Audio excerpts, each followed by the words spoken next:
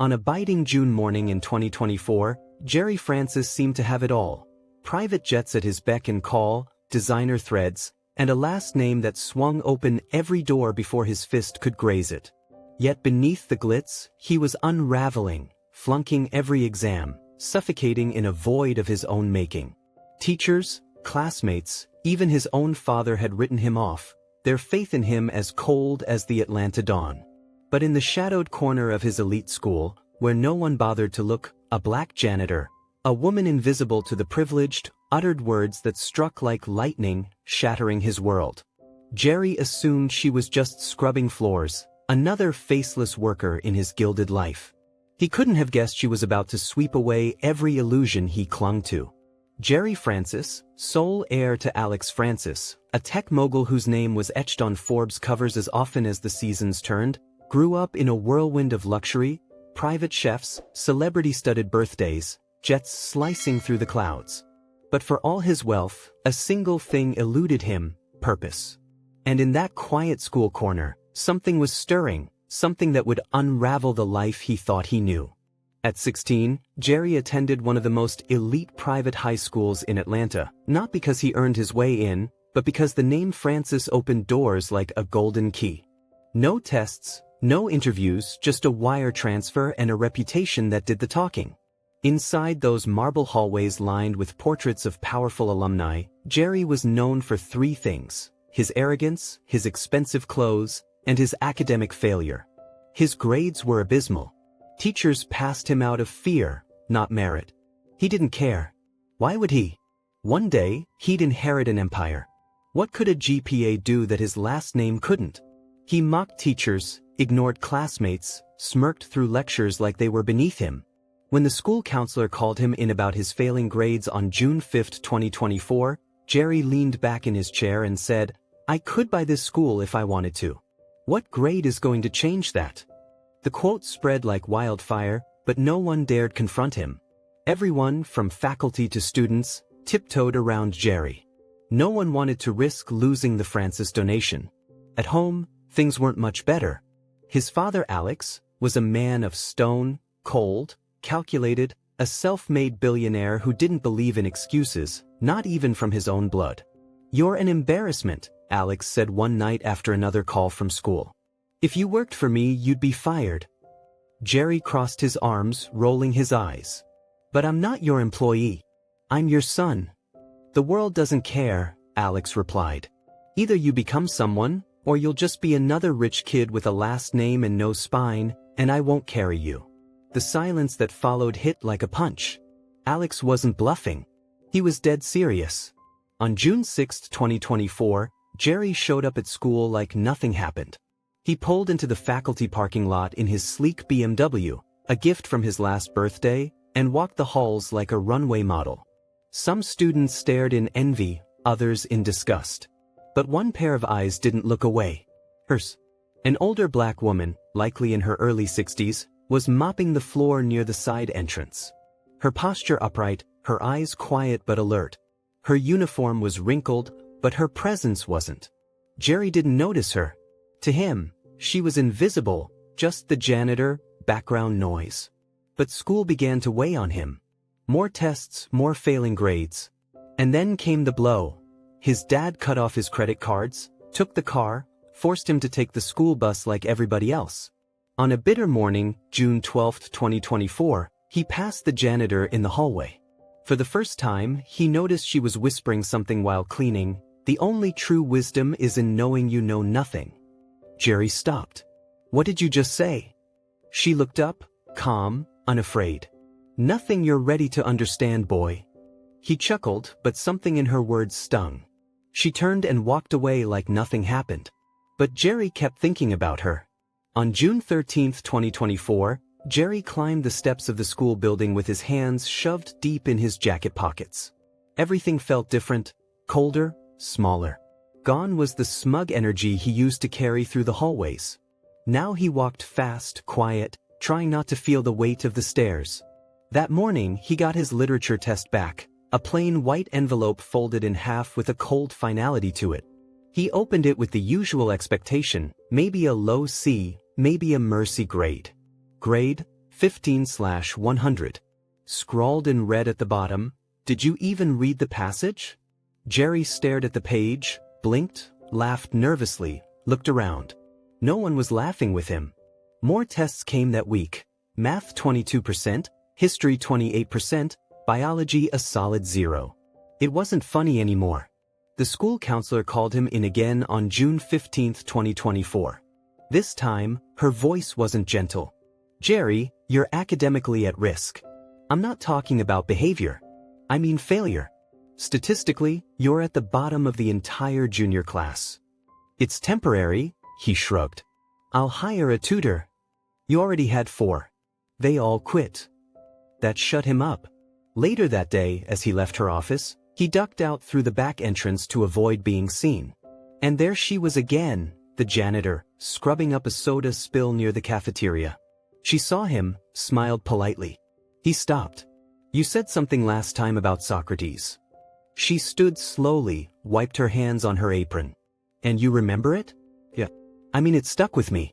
Kind of weird for a janitor to be quoting ancient philosophers." She crossed her arms. "It's weirder when a boy with the whole world at his feet can't pass a reading test." He bit his cheek. "That one hurt. You used to be a teacher, didn't you? Not just philosophy." "I taught plenty more before life threw me off balance." "Teach me then," he said. "Help me please." She studied him. "One condition. You leave your name and your pride at the door.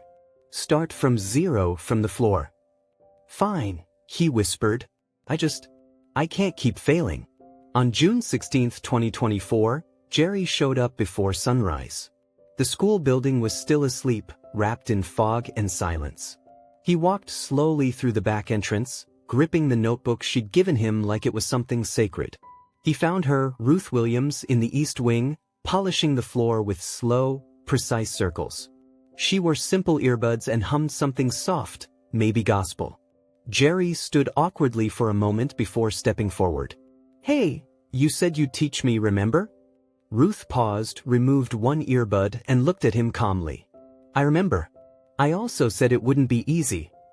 "I don't care. I need this." "Then let's begin. But first, you should know my name, please." "Ruth Williams." Jerry smiled faintly. "How long you've been working here?" "For years. Before that, other schools."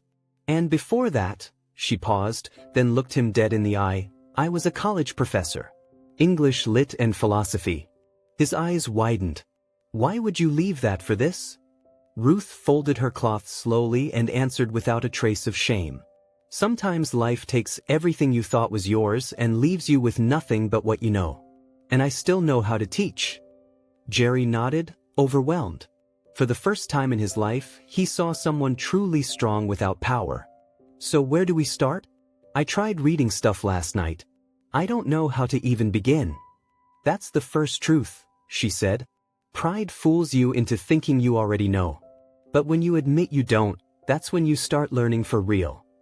"I can read," Jerry muttered, slightly defensive. "I didn't say you couldn't, but I'm not talking about reading words.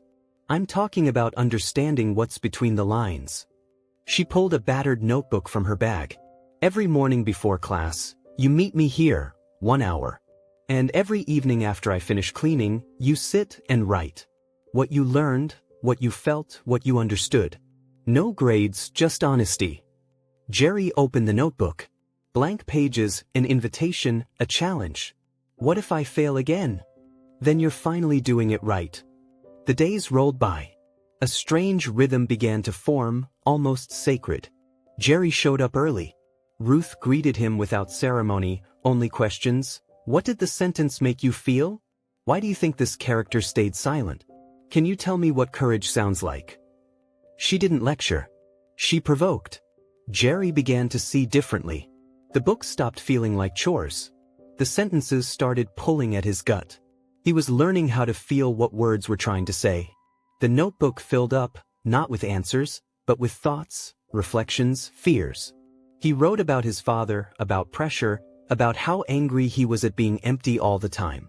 Ruth read every word.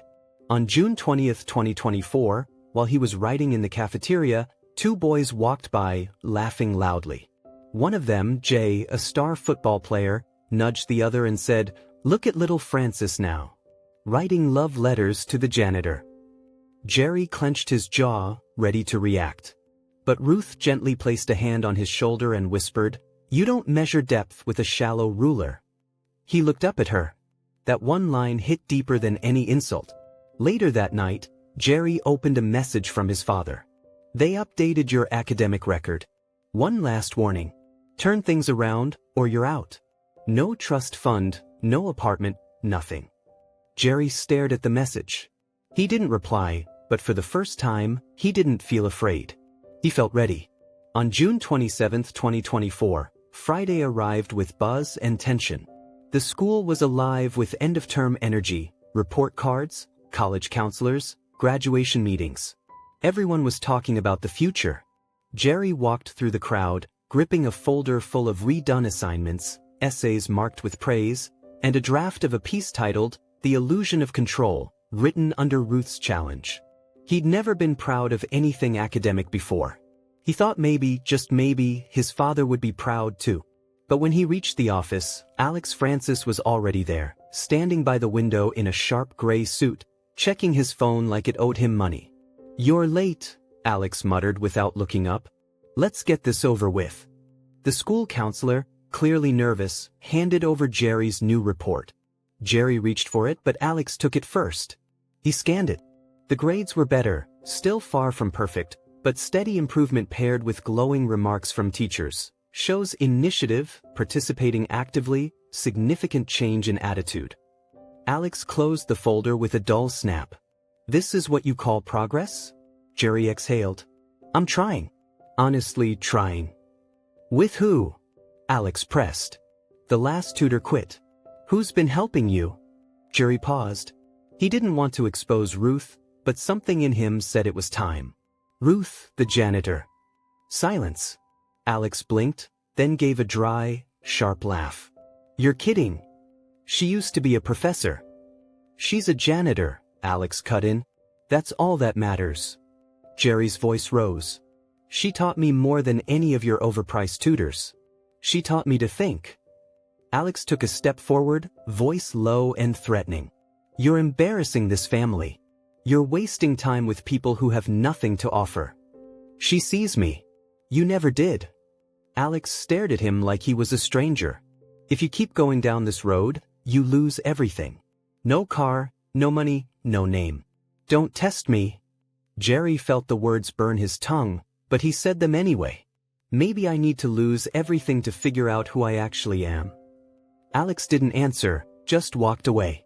The next week, on July 3, 2024, Jerry was quieter, angrier, but not defeated.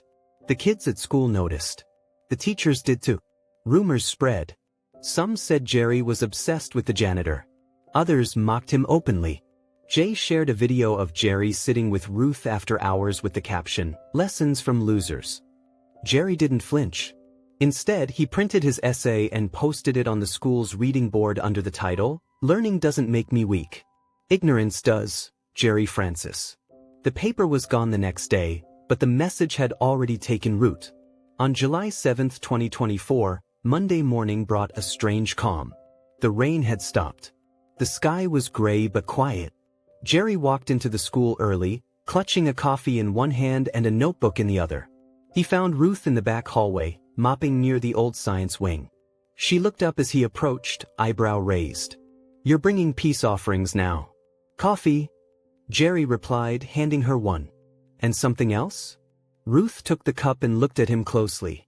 "You've got that look, the one people get right before they say something that changes everything." Jerry sat on the floor, notebook still in his hands. "I looked you up online." Her eyes narrowed slightly. "You what?" "Not in a creepy way," he added quickly. "I just wanted to know. You quoted Socrates.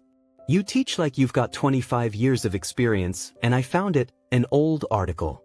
Ruth Williams, tenured professor at the University of Chicago, guest speaker, published writer, award winner. She closed her eyes for a long moment. That woman existed. She just doesn't get invited back anymore. "What happened?" Ruth leaned against her mop handle. I blew the whistle on a plagiarism scandal involving a tenured dean. Big name, powerful. I refused hush money. They shut me out quietly, permanently. The people I trusted disappeared, and then my husband died in a car accident on the way to a conference I organized. Jerry swallowed hard. You lost everything. Except my mind, she said softly. And my voice. He nodded slowly. Then I want to make you a deal. Ruth raised an eyebrow. What kind of deal? I want you to teach me. Really teach me, like I'm one of your college students. Don't hold back. Don't treat me like I'm fragile. I want to learn everything, you know. I want to be someone, not because of my name, because of what I do. She looked at him carefully. Something was different in his eyes, not defiance, not arrogance. And what's your part of the deal? I won't quit, he said. No matter how hard it gets, I'll fail, rewrite, relearn, whatever it takes. Ruth stood silent for a moment. Then she extended her hand. Then we've got a deal. They shook on it. No contracts, no fancy terms, just truth. That week, things intensified. Ruth built a plan, not one based on tests, but on understanding.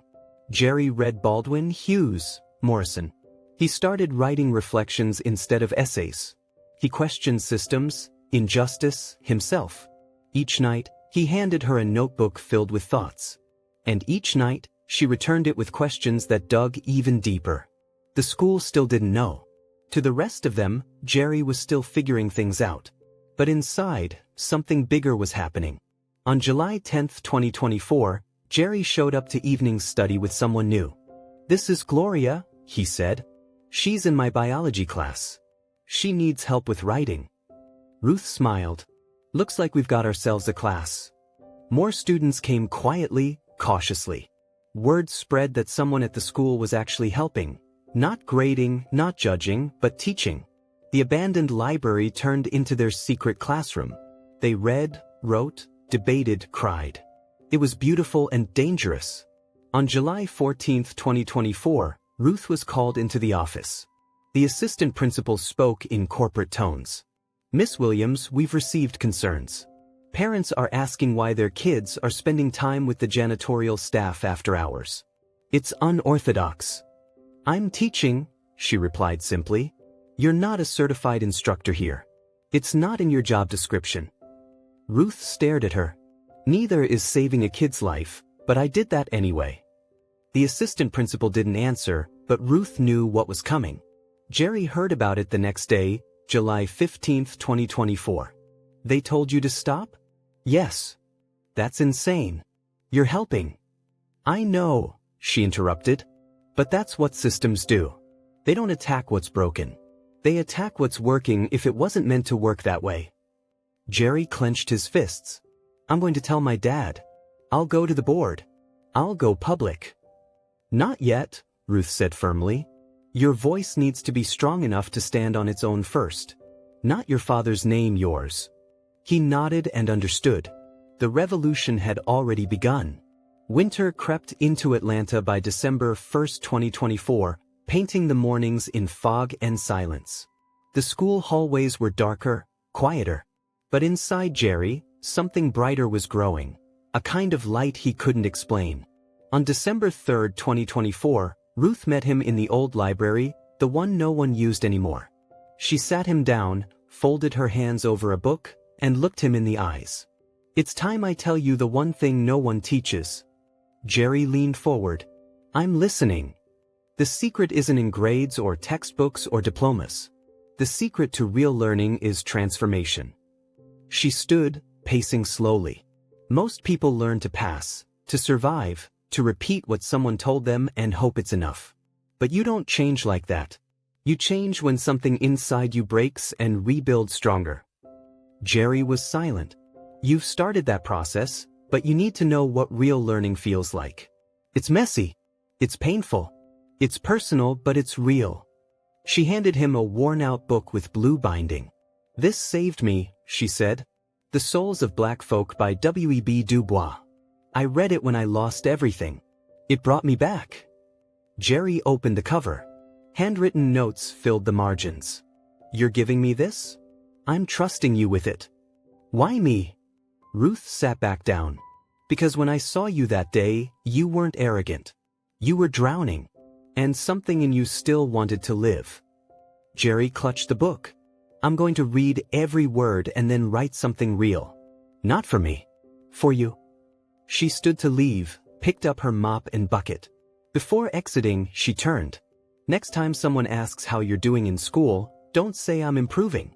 Say I'm becoming someone. He sat there long after she left, the book in his hands, his chest heavy, not with fear, but with meaning. He didn't want to just pass anymore. He wanted to matter. Something had shifted. You could see it in the way Jerry walked by December 5, 2024. He no longer moved through the school like a prince, but like someone awake. He still wore the same clothes, but the weight behind his eyes was different now, not empty, focused. Most teachers didn't know what to make of it. The arrogant air was now asking questions in class, writing full essays, volunteering for group work. On December 7, 2024, during history, he raised his hand. Can we talk about how the textbook glosses over slavery like it was a footnote? The room went silent. Even the teacher hesitated. Where'd you hear that? He asked, cautious. Dubois and Baldwin and a woman who knows how to teach. No one knew how to respond, but no one forgot that moment either. Jerry wasn't just changing himself. He was seeing others, the quiet girl who always sat alone in the cafeteria, the student who worked 2 jobs after school and still showed up on time, the teacher who gave brilliant lectures but never got the respect she deserved. And he noticed something else. Once you learn to really see people, you start to realize how many go unseen. Each day with Ruth continued like clockwork. Mornings of deep questions, evenings of writing. He was building something, not just better grades, a better self. The essays became more personal, more political, more powerful. Ruth corrected them with tough love, red ink, sharp notes. Don't just say it, mean it. This sentence is pretty but hollow. Rewrite it with your soul. Jerry rewrote over and over. He stopped caring about what people thought, not because of arrogance, but because he finally knew who he was becoming. On December 10, 2024, Jerry brought another classmate to their study session. Then another and another. Soon, the abandoned library turned into a quiet revolution. Ruth taught circles of 4, 5, sometimes 8 students after hours. They weren't just learning to write, they were learning to think. Books once ignored became holy texts. Quotes were shared like battle cries. If you are silent about your pain, they'll kill you and say you enjoyed it, Zora Neale Hurston. The function of freedom is to free someone else, Toni Morrison. These weren't just study sessions. They were awakenings. But not everyone was pleased. On December 12, 2024, Ruth was pulled into the office. We've had complaints, the assistant principal said. You're gathering students outside of official capacity. I'm teaching. Maybe it should be, Ruth replied. Miss Williams, we're going to have to ask you to stop. She left the office without another word, but her back was straighter than ever. The next morning, December 13, 2024, Jerry found out. They're shutting you down. They're scared, she said. Of what? Of someone with no power teaching students how to have real power. I'll speak out. I'll go public. Call my dad. No, she said, placing her hand on his shoulder. Not yet. Your voice needs to stand on its own. Not as a Francis, as Jerry. He nodded, teeth clenched. But something inside him said the storm was close. The change they'd created couldn't be hidden forever. It happened faster than he expected. On December 15, 2024, Jerry walked into the garage after school, drenched from the rain, gripping a paper with a bold red A on it, the first he'd earned all year. The essay was titled, The Courage to Unlearn. His teacher's comment, "You found your voice." He wanted to show his father, just once, not for approval, for truth. He found Alex standing beside a brand new electric sports car, speaking to someone over Bluetooth about acquisitions. Dad, Jerry said, holding the paper, I want to show you something. Alex took it with a blank face, scanned the title, raised an eyebrow. Is this a joke? It's a real essay from my English class. I got an A-. Jerry, This is a diary entry about feelings. This isn't academic. It's sentimental. It's about growth, about learning. Alex tossed the paper onto the passenger seat. Who taught you to write like this? Jerry hesitated, then said it clearly. Ruth, the janitor. Silence. Alex stepped forward, voice low and full of venom. You're telling me you're learning from someone who mops floors? She was a professor before. She's a failure now. Jerry's fists clenched. She's done more for me than you ever have. If you don't stop seeing her, you lose everything, Alex warned. Your money, your car, your name. Then maybe I need to lose it all, Jerry said, trembling, to figure out who I really am. Alex stared at him coldly. Pack your things. You're done. On December 16, 2024, Ruth was gone. Fired early. No warning. Escorted to the gate. No chance to say goodbye. Jerry searched the halls. Empty. Her bucket, her coat, all gone. He felt like he couldn't breathe. His grades started slipping again, not because he didn't know the material, but because his fire was gone. He walked like a ghost. The library was empty now. Then came the final blow on December 18, 2024, a bulletin board announcement. End-of-year speech contest. Topic: What it means to win in life. Jerry stared at the paper, then went home and wrote, all night, not for credit, not for a grade, for her. The announcement was posted in bold letters at the school entrance. Junior speech contest. Topic: What it means to win in life. Open to families in the community. It was the final assignment of the year, and the stakes were high: scholarships, university recommendations, public recognition. For most students, it was just another hoop to jump through. But for Jerry, it was something else. It was war. That same morning, he found out Ruth had been fired, early, quietly, no chance to say goodbye. They said it was budget cuts. Everyone knew better. She left without fanfare.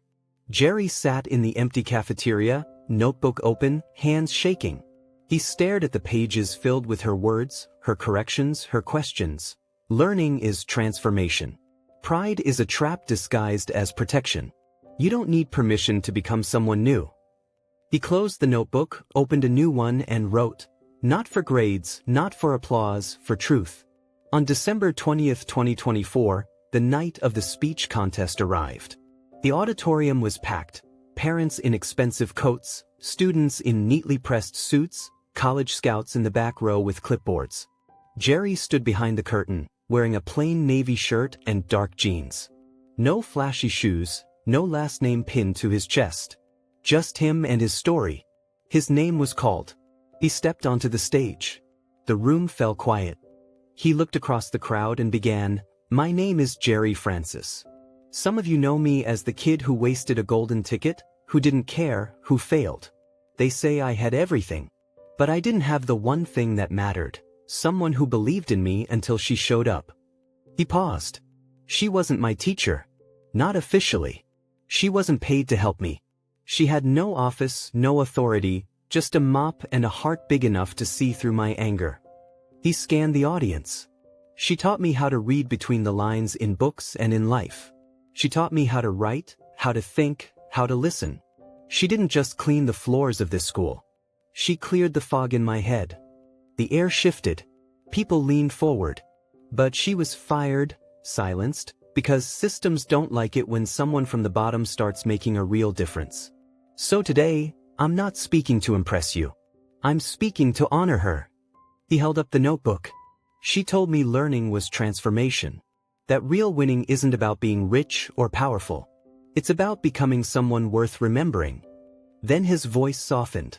She might not be here right now, but she's in every word I'm saying. So what does it mean to win in life? It means waking up, letting go of your name, finding your truth, and using it to lift others. Silence, then one clap, then another, and then the room exploded into applause. A standing ovation, tears. Even some of the faculty were crying. From the back of the room, a woman with a headscarf and quiet eyes wiped a tear and smiled. She had come back quietly just to see him shine. And Jerry, he wasn't a Francis that night. He was his own name. The video of his speech spread fast, first through students, then alumni, then the press. Billionaire's son credits school janitor for saving his life. That headline traveled further than any Francis Corporation deal ever had. Ruth was offered a speaking engagement at a local college, then another, then a teaching position. Doors reopened, not because of a resume, but because of a truth that couldn't be ignored anymore. Jerry passed every class, not with pity, with purpose. He declined Ivy League offers and chose a small college focused on social justice and education. When asked why, he said, "Because I want to teach the way she taught me and build the kind of place where no one has to ask to be seen." On June 10, 2024, the sun was high over Atlanta as Jerry knocked on a modest front porch, holding an envelope. Ruth opened the door, wearing a simple cardigan and a look of quiet surprise. "You didn't have to come all the way out here." "I did," Jerry replied, handing her the envelope. Inside, his high school diploma, his college acceptance, and something else. A handwritten proposal. "I want to start something," he said. "A center, a place where people can learn like I did, with honesty, with depth, without shame. I want to call it the Ruth Institute." Ruth read the letter, then looked up, tears in her eyes. "Why me?" "Because everything I am now started with you. Only if we do it together," she whispered. "Always." On December 15, 2024, the Ruth Institute opened its doors in a repurposed community center in the heart of the city. Classes, mentorship, late-night writing circles. Kids who had been written off now had a second chance. Ruth taught again, with chalk, with books, with freedom. Jerry ran the center's programs but never stopped learning. And the city took notice. Boards came, articles followed. But the real reward came when a student, 13 years old and struggling, handed Ruth a notebook and said, "This place made me feel smart for the first time." She cried that day, and so did Jerry. As for Alex, he came quietly to the Institute's opening on December 15, 2024, stood in the back, watched his son speak about justice, humility, and healing. After the event, they met outside. "I didn't expect to cry," Alex admitted. "I didn't expect to forgive you," Jerry said. They hugged, not as father and heir, but as two men trying. Years passed. The Institute grew. On December 20, 2027, Jerry took the stage again, this time for a National Education Award. He held the microphone, paused, and said, "They said I failed everything until I learned one thing that changed my life. That greatness doesn't come from being seen. It comes from seeing others. And sometimes, the person who teaches you the most isn't in a suit. They're holding a mop, quoting philosophers while no one's listening. Her name is Ruth Williams, and she didn't save just my grades. She saved my soul." If you believe in stories that inspire, challenge, and give voice to those who are often unheard, hit that subscribe button below. More powerful journeys are coming, and we'd love to have you with us.